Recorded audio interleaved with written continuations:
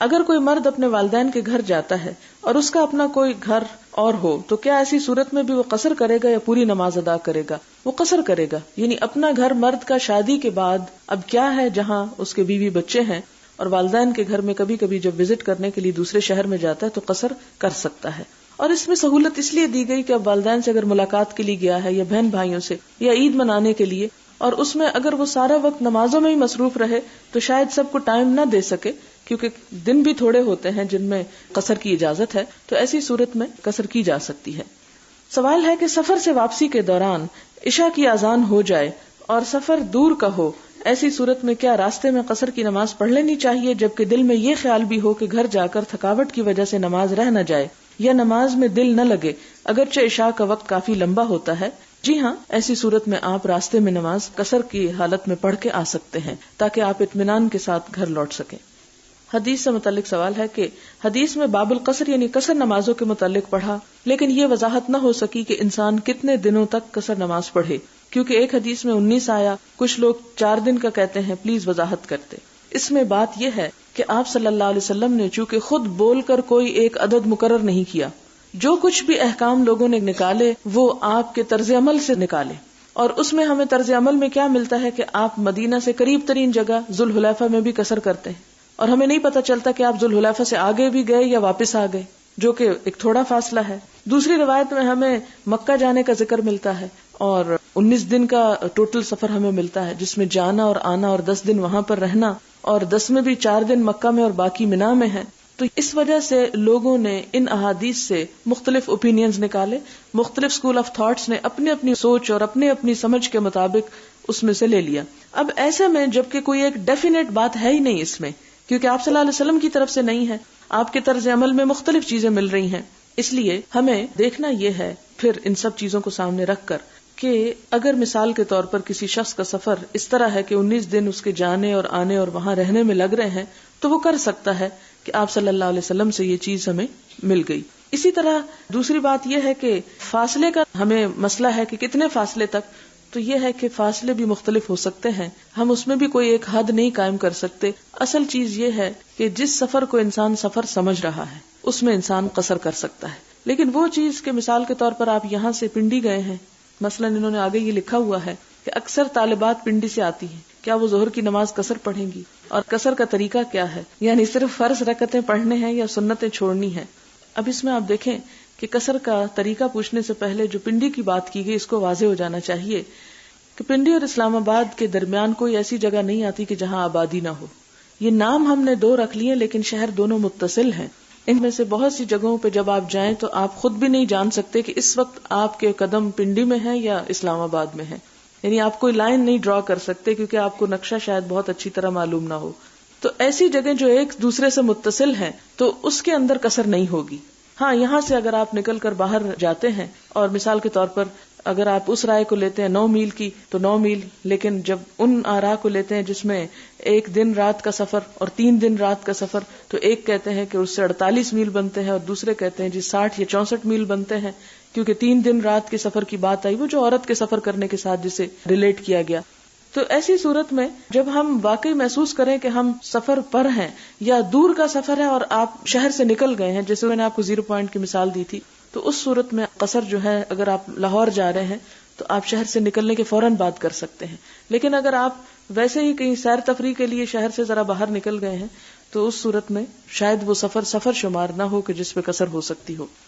پھر اسی طرح آپ یہ بھی دیکھیں کہ مثال کے طور پر ہم میلوں کی اگر قید لگائیں بھی، اور کراچی جیسے شہر میں اگر کوئی رہ رہا ہے اور سارا شہر ایک دوسرے سے متصل ہے اور اگر 40 میل پہ وہ شہر پھیلا ہوا ہے تو ان لوگوں کی تو 40 میل میں بھی قصر نہیں بنے گی، اور کیسے کہ شہر تو ایک ہی ہے. تو اس میں بہرحال سب سے امپورٹنٹ چیز یہ ہے کہ جس سفر پر نکلتے ہوئے آپ اس کو سفر محسوس کر رہے ہیں کہ یہ آپ سفر پہ جا رہے ہیں. لیکن ایک شہر یا ایک علاقہ اگر وہ 20 میل پہ بھی پھیلا ہوا ہے تو اس میں پھر میلوں کی قید نہیں ہوگی، وہ ایک ہی علاقہ شمار ہوگا. اور سفر کی ڈیفینیشن ہمیں پھر معلوم کرنی ہے اصل میں کہ کسی غرض یا کسی اس کے لیے اپنے شہر کو چھوڑ کر دوسرے شہر جانا. اس میں بھی پھر ائمہ کے درمیان اختلاف ہوا کہ کیا ہر سفر پہ قصر ہو سکتی ہے یا وہ سفر جو معصیت میں ہو، مثلاً کوئی شخص چوری یا ڈاکے کی نیت سے کسی دوسرے شہر جا رہا ہے یا کسی کے ساتھ کوئی دھوکہ فریب کرنے کے لیے، تو کیا وہ بھی قصر ہی کرے گا؟ یعنی ایک مفروضہ ہے نا، ایک بات فرض کی گئی. تو اس میں یہ کہا جاتا ہے کہ جو شخص جہاد فی سبیل اللہ کے لیے نکلا ہو، حج عمرے کے لیے نکلا ہو، علم حاصل کرنے کے لیے، تجارت کے لیے، یعنی جس میں کوئی خرابی کی بات نہ ہو، تو اس سفر میں اللہ کی نعمت اس کو یا رخصت اس کو ملے گی اور باقی میں نہیں. لیکن یہ بات بھی ہے کہ جس نے چوری کرنی ہے اس نے نماز کہاں پڑھنی ہے. لیکن ہمارے ہاں بعض لوگ نماز بھی پڑھتے ہیں اور اسمگلنگ بھی کرتے ہیں. جب ہم مغرب اور عشاء کی نماز ملا کر پڑھیں گے تو کیا ہم قضا کی نیت کریں گے؟ نہیں، ادا ہی کی نیت کریں گے اگر آپ سفر اور کسی شدید عذر کی وجہ سے ایسا کر رہے ہیں. اگلا سوال ہے، سبق سے پتہ چلا کہ سواری پر فرض نہیں پڑھ سکتے، اس کا اصل مقصد نماز کے دوران سواری کا رکا ہونا ہے یا قبلہ کی طرف رخ ہونا ہے یا نمازی کا کھڑا ہونا مقصود ہے؟ اس میں آپ دیکھیں کہ قبلہ رخ بھی مقصود ہے اور نمازی کا قیام بھی مقصود ہے. یہ دونوں چیزیں مقصود ہیں، اس وجہ سے سواری پہ فرض پڑھنے کی اجازت نہیں دی گئی. باقی نفل وغیرہ آپ عام دنوں میں بھی بیٹھ کے پڑھ سکتے ہیں، لہٰذا سواری کے اوپر بھی بیٹھ کے آپ پڑھ سکتے ہیں. کئی دفعہ بازار میں مغرب کی نماز آ جائے تو میاں مسجد چلے جاتے ہیں، کار کو قبلے کی رخ پارک کر جاتے ہیں. میں کار ہی میں نماز ادا کر لیتی ہوں، کیا یہ درست ہے؟ نماز کو مؤخر کر کے عشاء کے ساتھ پڑھا جائے. بہتر ہے آپ کار ہی میں پڑھ لیں اور اس میں آپ سیٹ کے اوپر بیٹھ جائیں تاکہ آپ سجدہ وغیرہ بھی کر سکیں، کیونکہ اگر آپ باہر نکل کے بھی پڑھیں گی تو شاید مردوں کے ہجوم میں یا سڑکوں پہ اگر گزر رہے ہیں تو آپ کھڑے ہو کے رکوع سجدہ نہ کر سکیں. تو اس صورت میں پھر آپ بہتر ہے کہ وقت پہ پڑھیں بنسبت اس کے کہ آپ اس کو ڈیلے کریں، یا یہ ہے کہ کسی ایسی مسجد میں چلے جائیں جہاں ایک طرف آپ بھی پڑھ سکیں. اگر وین میں بیٹھے بیٹھے عصر کا وقت ہو جائے اور سمت معلوم کرنا بھی ناممکن ہو تو کیا ہم سیٹ پر بیٹھے بیٹھے نماز پڑھ سکتے ہیں یا گھر جا کر مغرب کی نماز کے ساتھ ملا کر پڑھیں گے؟ عصر اور مغرب آپس میں ملائی نہیں جا سکتی. آپ کو عصر کی نماز وین میں بیٹھنے سے پہلے پڑھ لینی چاہیے، یعنی اس کو تھوڑا ارلی پڑھ کے چل پڑیں. اور اگر ایسا ممکن نہ ہو، آپ سمجھ رہے ہو کہ آپ پہنچ جائیں گے لیکن آپ نہیں پہنچے، تو پھر جب قضا ہونے والی ہو یا قضا ہونے کا اندیشہ ہو تو اس صورت میں پھر گاڑی میں ہی پڑھ لینی چاہیے، لیکن انتہائی مجبوری کے بغیر ایسا کرنا درست نہیں.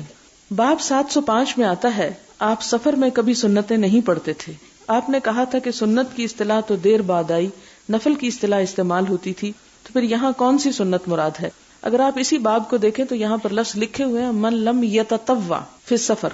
تطوع کا لفظ جو ہے یہ استعمال ہوتا تھا جس کا لفظی معنی ہے طوعا، یعنی خوشی سے کرنا، نفل عبادت. اب یہ کانٹیکسٹ ہمیں بتاتا ہے کہ جو کام آپ نے فرض سے زائد کیا، نافلۃ لک کا کیا مطلب ہے؟ زائد ہے تیرے لیے.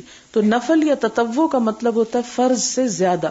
اب فرض سے زیادہ کی کئی قسمیں ہیں. ایک کام ایسا ہے کہ جو آپ نے فرض سے علاوہ کیا لیکن مستقل کیا، کبھی نہیں چھوڑا، اس کو ہم نے سمجھنے کے لیے سنت مؤکدہ کہہ دیا. ایک وہ ہے جو آپ نے کبھی کبھار کیا، جیسے چاشت کی نماز ہے، جیسے کچھ اور نمازوں کے ساتھ آپ نے پڑھا نوافل وغیرہ، ان کو ہم نے سنت غیر مؤکدہ کہہ دیا، جیسے عصر سے پہلے کے نوافل ہیں. لیکن وہاں پر انہوں نے ترجمے میں سنت کا لفظ اس لیے لکھا ہمارے سمجھنے کو، حالانکہ عربک ٹیکسٹ میں یہ تطوع کا لفظ موجود ہے. آپ نے بتایا تھا کہ سنت مؤکدہ اور غیر مؤکدہ تو ہم نے اپنی آسانی کے لیے نام رکھ دیے ہیں، تو پھر سنت اور نفل میں کیا فرق ہے جبکہ پہلے صرف نوافل ہی کی ٹرم استعمال ہوتی تھی؟ یہ میرے خیال اس سوال سے بات واضح ہوگی کہ دو ہی ٹرم ہیں بنیادی طور پر، ایک فرض اور ایک نفل.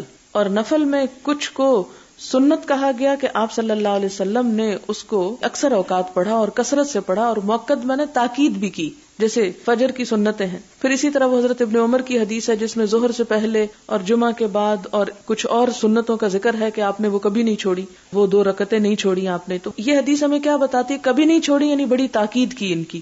اور باقی جو ہیں جو آپ نے کبھی کبھار پڑھے ان کو ہم نے غیر مؤکدہ، یعنی ان کی تاکید نہیں ہے، اگر پڑھ لیں تو اچھا ہے، اگر نہیں پڑھیں تو کوئی بات نہیں. نفل نمازوں میں جن نمازوں کی تاکید کی گئی ہے ان کو ہم سنت مؤکدہ کہتے ہیں، اور جن کی تاکید نہیں ملتی ان کو سنت غیر مؤکدہ کہتے ہیں. یہ تو ہو گئی سنتوں کی بات. مگر ہم جن نمازوں کو عام طور پر نفل کہتے ہیں وہ کون سی نمازیں ہیں؟ نفل کا مطلب ہے کہ اپنے دل کی خوشی سے پڑھی جانے والی نماز جو کہ آپ صلی اللہ علیہ وسلم نے نہیں بھی پڑھی. یعنی مثال کے طور پر اگر آپ کسی وقت ویسے ہی شکرانے کے نفل ادا کر رہے ہیں اور اس وقت میں آپ صلی اللہ علیہ وسلم سے کوئی ثابت نہیں، ویسے تو دن رات کا کوئی حصہ ایسا نہیں جس میں آپ نے نہ پڑھی ہو، لیکن جیسے چاشت کی نماز اکا دکا پڑھنے کی ہمیں دلیل ملتی ہے، تو اس وقت میں آپ نے تاکید کی تو بھی آپ سے ثابت ہو گئی، سنت بن گئی وہ. لیکن ویسے اگر آپ چاشت کی نیت کے علاوہ کوئی صلاۃ حاجت پڑھ رہی ہیں یا کسی نماز کے بعد نماز ختم ہو گئی لیکن چونکہ اب شروع ہوئی تو آپ کا دل چاہتا ہے آپ اور زیادہ پڑھ لیں، تو اس صورت میں آپ جتنے بھی ایکسٹرا نفل پڑھیں آپ پڑھ سکتے ہیں. مثلا انہوں نے کہا کہ کیا ظہر کی نماز میں 4 سنت، 4 فرض اور 2 سنت کے بعد پڑھے جانے والے 2 نفلوں کی دلیل ہمیں سنت سے ملتی ہے؟ نہیں، سنت سے نہیں ملتی. یعنی آپ صلی اللہ علیہ وسلم سے ثابت نہیں ہے کہ آپ نے وہ 2 نفل پڑھے. تو یہ 2 نفل صرف 2 نہیں ہو سکتے، 4 بھی ہو سکتے ہیں، 6 بھی ہو سکتے ہیں، 8 بھی ہو سکتے ہیں، 10 بھی پڑھ لیں. تو یہ جتنے آپ دل کی خوشی سے پڑھتے چلے جائیں گے وہ سب نفل شمار ہوں گے. نفل اس نماز کے لیے بولا جاتا ہے کہ جو نہ فرض ہو، نہ سنت موقدہ ہو اور نہ غیر موقدہ ہو، بلکہ اپنے دل کی خوشی سے انسان کسی بھی وقت اللہ تعالیٰ کے حضور جھکنا چاہے. اور اسی طرح مغرب کے بعد بھی جو 2 نفل رکھے گئے ہیں، یا عشاء کے بعد بھی وہ 2 نفل جو آتے ہیں نماز میں، تو یہ نہ سنت موقدہ ہے نہ غیر موقدہ ہے. یہ ہمارے ائمہ نے، علماء حضرات نے لوگوں کو زیادہ اچھا نمازی بنانے کے لیے کچھ نفل ساتھ رکھ دیے تاکہ لوگ کچھ تو پڑھیں. اور اس میں آپ دیکھیں گے کہ خصوصاً آپ بچوں کا سلیبس ہمارے ملک میں دیکھیں تو یہ اسی پیٹرن پہ ملے گا کہ عشاء کی 17 رکعتیں لکھی ہوئی ہوں گی. حالانکہ آپ اگر کسی بھی عرب ملک کا، مصر لے لیں، سوڈان لے لیں، سعودی عرب لے لیں، عمان لے لیں، ان کے آپ سلیبس دیکھیں تو اس میں آپ کو رکعتوں کی تعداد یہ نہیں ملے گی جو ہمارے ہاں لکھی ہوئی ہے. ہمارے ہاں آباء اجداد کی تقلید اور ایک لکیر کے فقیر ہونے کی اس لیے بھی ضرورت تھی کہ عربی تو ہم کو آتی نہیں تھی، تو ہمیں جس طرح کسی نے بتا دیا ہم نے ویسے ہی کر لیا، اور ہم کو دیکھ کے دوسرے لوگوں نے بھی کر لی. پھر علماء نے یہ سوچا ہوگا کہ اب یہ لوگ کر رہے ہیں، ایک اچھا کام کر رہے ہیں، اس سے انہیں ہٹانے کی کیا ضرورت ہے، اور ان کو منع نہیں کرنا چاہیے. نماز ہی ہے، کوئی کفر تو نہیں، پڑھتے رہیں جتنی بھی پڑھ لیں، اور کم از کم اتنی تو پڑھ لیں. تو یہ علماء کا اجتہاد ہے ایک طرح سے. لیکن یہ ہے کہ ظہر سے پہلے کی سنتیں اور بعد کی سنتیں آپ صلی اللہ علیہ وسلم سے ثابت ہیں. اب یہ بات بھی آپ کے لیے بڑی ہی نئی ہوگی، انوکھی ہوگی، جس پر آپ کو تھوڑی مشکل بھی پیش آئے گی، لیکن مشکل نہیں، آسانی ہونی چاہیے. حدیث کے مطابق مغرب کی سنتیں نہیں پڑھیں گے تو کیا عشاء کی سنتیں بھی نہیں پڑھیں گے؟ ہاں، اگر سفر میں آپ کریں گے، کیونکہ عموماً تو سفر ہی میں جمع کیا جا سکتا ہے، گھر میں بیٹھ کے تو آپ کو نہیں جمع کرنا. لیکن اگر آپ سفر میں جمع کریں تو سنتیں نہیں پڑھیں گے. اور اگر آپ گھر میں ہیں تو ایسی صورت میں یہ ہے کہ مثلاً آپ سو رہے تھے، اٹھے تو عشاء ہو چکی تھی اور مغرب کی نماز باقی تھی، تو مغرب کے ساتھ اگر عشاء کا اول وقت ہے تو آپ بے شک اس کی سنتیں بھی ادا کر لیں. لیکن آپ یوں بھی کر سکتے ہیں کہ مغرب کی نہ پڑھیں سنتیں، عشاء کی سنتیں اور نوافل وغیرہ ادا کر لیں. میں نے یہ کنفرم کرنا ہے کیا میرا یہ عمل درست ہوگا اگر میں صبح 10 بجے سفر کے لیے گھر سے نکلوں اور پھر تقریباً 2:50 پر ظہر اور عصر کی نماز جمع کر لوں. اس طرح مغرب کی نماز اور عشاء کی نماز ملا کر 6:10 تک پڑھ لوں. اس طرح ایک نماز کا اول اور دوسری نماز کا اخیر وقت مل جائے گا. تو کیا یہ درست ہے؟ جی ہاں، یہ درست ہے. سفر میں ایسا کر سکتے ہیں، اپنے شہر میں نہیں. کیا مغرب اور عشاء کی نماز کو ملا کر تقریباً 9 یا 10 بجے بھی پڑھی جا سکتی ہے؟ اسی طرح کیا ظہر اور عصر کی نماز جمع کر کے 3:30 بھی پڑھی جا سکتی ہے؟ اس میں بہتر یہی ہے کہ 2 نمازوں کے بیچ کا وقت ہو، لیکن اگر کسی مجبوری سفر کی وجہ سے وہ نہیں مل رہا تو آگے پیچھے تھوڑا ہو جائے تو بھی کوئی حرج نہیں. کیا نمازوں کو جمع کرنے کے لیے سفر شرط ہے یا ضروری کام کی وجہ سے بھی ایسا کر سکتے ہیں؟ مثلا دوسرے شہر سے مہمان آ گئے اور ان کا اصرار ہے کہ ان کے ساتھ ہم شاپنگ کے لیے پنڈی باڑہ جائیں.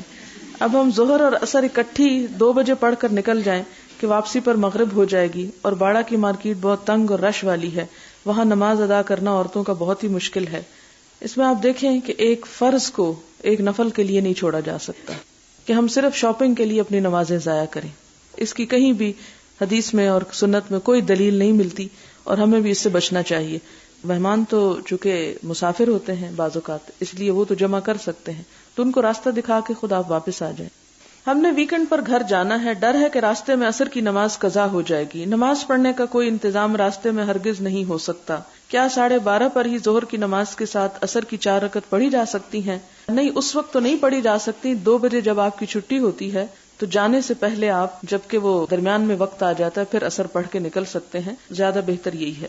سوال ہے، اگر ہوائی جہاز کا سفر 17 گھنٹے کا ہو تو اس میں نماز کھڑے ہو کر پڑھنے کا سوال پیدا نہیں ہوتا؟ میرے خیال ہے کوئی بھی فلائٹ کنٹینیوسلی 17 آورز کی نہیں ہوتی، کچھ نہ کچھ بریک آتی ہے راستے میں. بعض اوقات وہ مسافروں کو لاؤنج میں لے جاتے ہیں. اگر آپ پہلے سے ہی جہاز کے عملے سے یہ معلوم کر لیں تو آپ کو وہ بتا دیں گے، حتیٰ کہ وہ ڈائریکشن تک آپ کو بتا دیتے ہیں کہ کس طرح ہے. اور اس میں یہ بھی ہے کہ سعودی ایئر لائن میں تو خاص طور پر وہ قبلہ کی سمت بھی لگی ہوتی ہے. اب شاید نہ ہو، لیکن پہلے میں نے کافی غور کیا تو اس میں ہمیشہ پائی. لیکن ہمیشہ تو انسان اس ایئر لائن سے سفر نہیں کر سکتا، لہٰذا اگر وہ میگزین دیکھیں جو جہاز کے اندر رکھا ہوتا ہے، اس میں درمیان کا جو صفحہ ہوتا ہے اس میں فلائٹ ڈائریکشنز دی ہوتی ہیں کہ ایک فلائٹ مثلاً آپ یہاں سے اگر برطانیہ کا سفر کر رہے ہیں تو اس میں ڈائریکشن آپ کو پتہ چل جائے گی کہ آپ کس طرف کو فلائی کر رہے ہیں. اس سے بھی آپ اندازہ قبلے کا کر سکتے ہیں. لیکن اگر اس سے آپ کو اندازہ نہ ہو تو آپ عملے سے پوچھ سکتے ہیں کہ مشرق و مغرب اس میں کس طرف کو ہے، اور اگر کوئی بھی صورت ایسی نہ ہو تو پھر جدھر بھی منہ آئے آپ ادھر ہی منہ کر کے نماز پڑھ سکتے ہیں۔ پھر یہ لکھتے ہیں کہ نہ جگہ ہوتی ہے اور نہ محفوظ ہوتا ہے، کیونکہ بعض دفعہ جھٹکے لگنے شروع ہوتے ہیں۔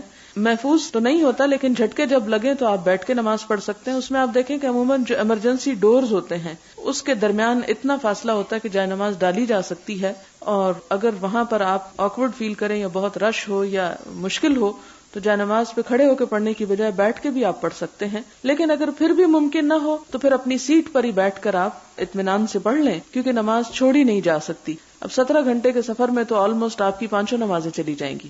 پھر انہوں نے لکھا کہ زندگی کا بھی بھروسہ نہیں ہوتا، تو ایسی صورت میں واقعی جہاز میں بیٹھ کے زیادہ موت یاد آتی ہے، تو نماز نہ ہی چھوڑی جائے تو بہتر ہے۔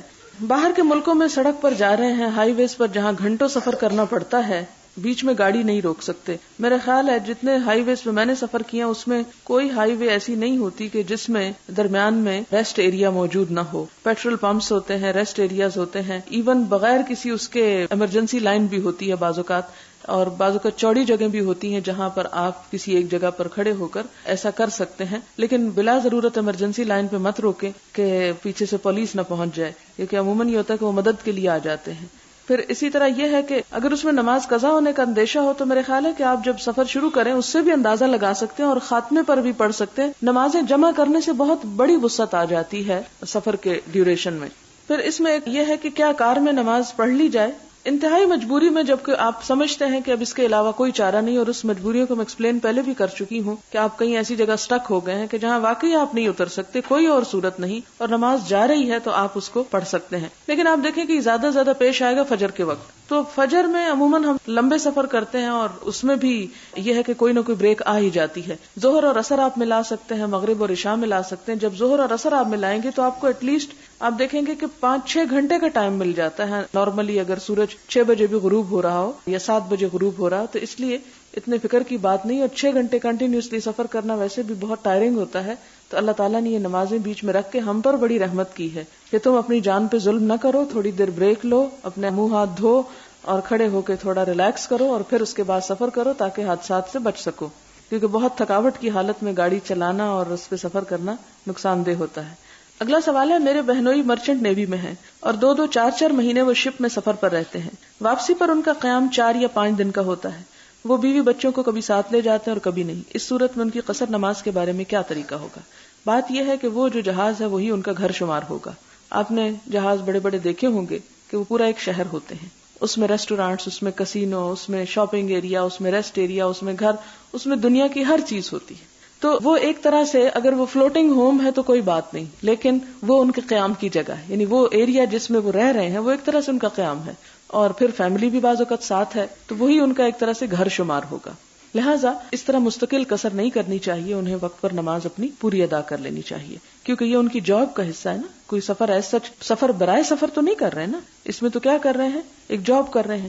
ایک شخص اگر اسی جہاز کو وہ ساحل پہ کھڑا ہے اور اس کے اندر کام کر رہا ہے تو بھی وہ اپنی جاب کر رہا ہے، اور اگر وہ چل پڑا ہے تو بھی ایک اپنی جاب کر رہا ہے، تو اس لیے اس میں بہتر یہی ہے کہ وہ اپنی نماز پوری ادا کریں۔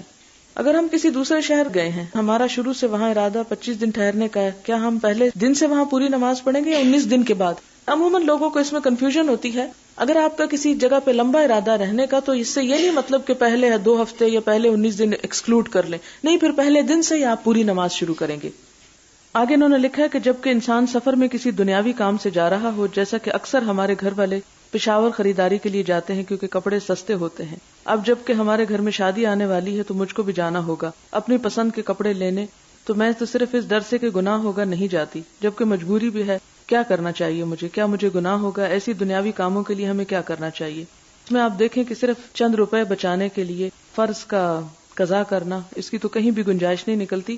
آپ پیچھے حدیث واضح پڑھ چکے ہیں، خدا کے لیے ان کو ذرا بار بار پڑھیں کہ آپ کو باتیں اچھی طرح ذہن میں بیٹھ جائیں، کیونکہ یہاں تو بعض اوقات آپ کو نیند بھی آ جاتی تو پوری طرح بات سمجھ میں نہیں آتی۔ پیچھے حدیث گزر چکی ہے عصر کی نماز کے بارے میں، خاص طور پر آپ کو یاد ہوگا کہ جس کی عصر کی نماز چلی گئی گویا اس کا گھر بار برباد ہو گیا، گھر بھی اور مال دونوں برباد ہو گئے۔ اب ایک طرف ہم چند روپے بچانے کے لیے صرف شاپنگ کرنے کے لیے وہاں جا رہے ہیں اپنا شہر چھوڑ کے، حالانکہ اس سے کم کپڑوں پر بھی گزارا ہو سکتا ہے، اور اگر 2-4 روپے آگے پیچھے ہو گئے تو بھی گزارا ہوگا، لیکن ان چند روپے بچانے کے لیے نماز قضا کر کے آپ نے کتنا خسارہ کیا۔ کتنی بربادی ہوئی وہ دنیا میں تو ہمیں نظر نہیں آتا، لیکن قیامت کے دن تو کوئی چیز بھی چھپی نہ رہ جائے گی. اس لیے ہمیں اپنے ان طریقوں کو، ان عادات کو اور ان پسند اور ناپسند کے پیمانوں کو بدلنا ہوگا.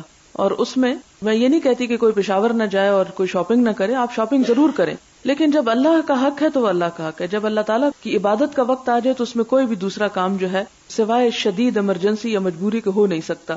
اس میں آپ کو وہ بات بھی یاد ہوگی کہ جس میں حضرت عائشہ ہی سے روایت آتی ہے نا کہ آپ صلی اللہ علیہ وسلم اپنے گھر میں کام میں مشغول ہوتے، ہمارے ساتھ بات چیت کر رہے ہوتے، لیکن جو ہی اذان کی آواز آتی تو آپ ہمارے لیے اجنبی ہو جاتے.